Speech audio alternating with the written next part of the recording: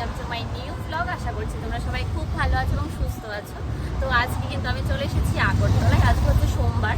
তো আমার সাথে কিন্তু আছে আমার ডিপ্লোমার ফ্রেন্ড, দেখো খুব ক্লোজ ফ্রেন্ড ডিপ্লোমার, 2 বছর পর দেখা। হ্যাঁ 2 বছর পর দেখা। আর এখানে কিন্তু আছে জয়িতা, ও হচ্ছে আমার বিটেক ফ্রেন্ড, ও তো আমার খুব ক্লোজ, তোমরা সবাই জানো।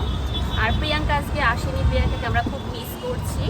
তো যাই হোক, আজকে যাচ্ছি হচ্ছে একটা কাজে।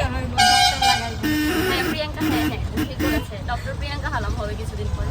তো যাই হোক, আমরা একটা কাজে যাচ্ছি, তো চলো গিয়ে তোমাদের সাথে শেয়ার করছি।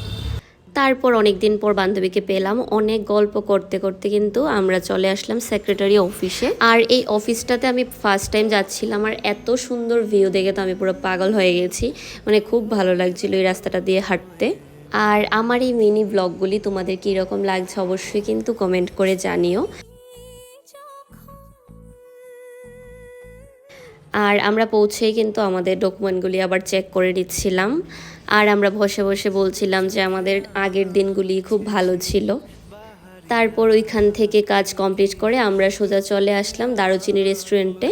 আর ওই দিন প্রিয়াঙ্কাকে খুব মিস করেছিলাম। তো আমরা কিন্তু আমাদের কাজ সেরে আমরা চলে এসেছি দারুচিনি রেস্টুরেন্টে।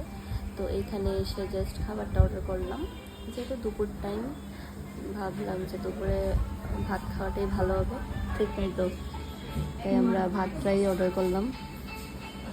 তারপর কিন্তু চলে আসলো আমাদের লাঞ্চটা। আমি নিয়েছিলাম চিকেন থালি, তো আর বৈশাখী নিয়েছিল ভেজ থালি। তো দুইজন মিলে মিশিয়ে খাওয়া দাওয়া করেছি।